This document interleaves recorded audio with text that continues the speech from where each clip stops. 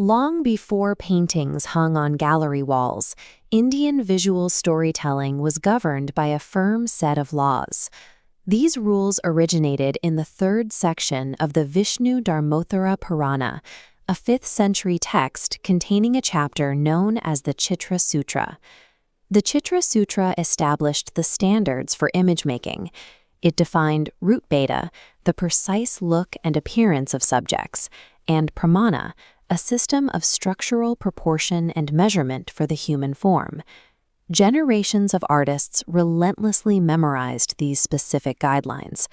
The canons dictated everything from the angle of a painted limb and a specific facial expression, down to the method of applying colors and brushes. These abstract written concepts provided a stable blueprint. Armed with these rules, artists created a physical painting tradition that would eventually span the geography of the Indian subcontinent. By the 11th century, these artistic laws took physical form in the East. Massive monastic fortresses like Nalanda and Vikramsila operated as the first major centers of Buddhist learning and manuscript production. Working with treated palm leaves, artists used sharp calligraphic tools to etch Vajrayana Buddhist texts directly onto the organic material. Surviving Pala manuscripts reveal a distinct aesthetic, depicting deities with sinuous lines and subdued colors, directly translating ancient canons into visual aids for study. In the first half of the 13th century, this Eastern production stopped. Then, Muslim invaders aggressively attacked the region, completely destroying the monasteries and bringing the Pala era to a violent halt. Fleeing the destruction, surviving monks gathered whatever manuscripts they could carry and crossed the borders to seek refuge. This sudden migration pushed the art outward. The painted palm leaves were transformed from local study tools into mobile artifacts that seeded Buddhist visual traditions across Nepal, Tibet, and Southeast Asia.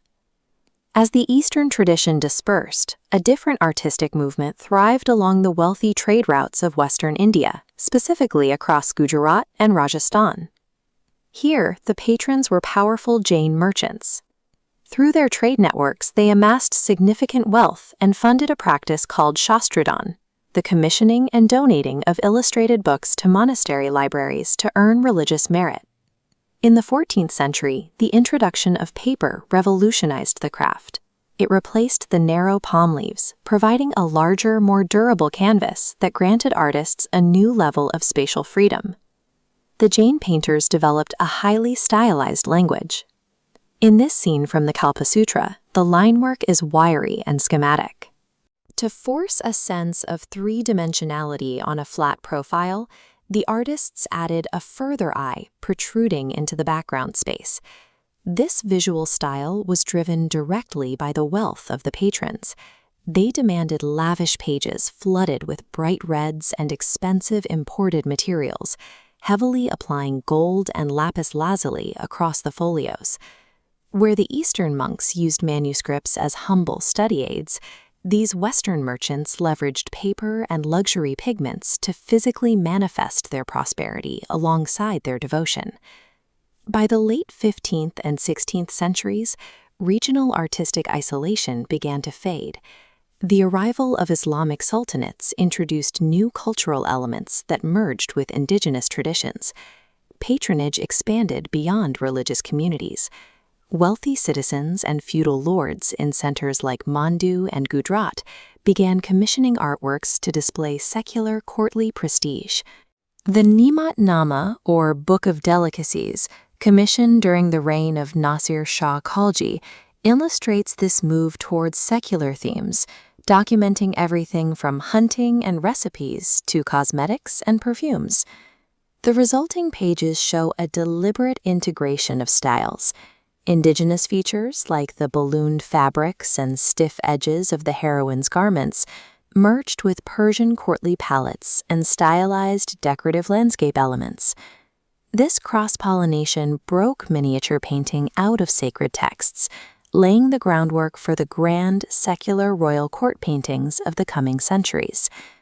To understand how these paintings survived, we have to look at the physical engineering of the objects themselves. These loose folios were never actually bound together like modern books. Instead, artists punched a hole in the center of the pages, passed a string through them, and sandwiched the stack between heavy wooden covers called publies. The most crucial page in this stack was the colophon. Sitting on the outside of the bundle, this single page recorded the date, the names of the patron and artist, and the geographical location of the work. But because it sat on the exterior, the colophon was highly exposed. It was often the first page lost to humidity, fire, or mishandling, forcing modern historians to estimate the origins of many orphaned paintings based purely on their style. The raw materials, paper, palm leaves, and natural pigments, were incredibly fragile. Their survival over centuries is a historical miracle, saved by the specific way these objects were handled and guarded. Despite the intricate details in every scene, these miniature paintings were never intended to be framed or mounted on walls like European art. They were intimate, handheld objects designed to be unwrapped and viewed up close. Their compact size made them highly portable. They traveled constantly as royal dowries, as high-value diplomatic gifts, and keepsakes for moving pilgrims. They moved from the abstract Sanskrit rules of the East into the trade routes of the West, and finally into the secular royal courts of the North.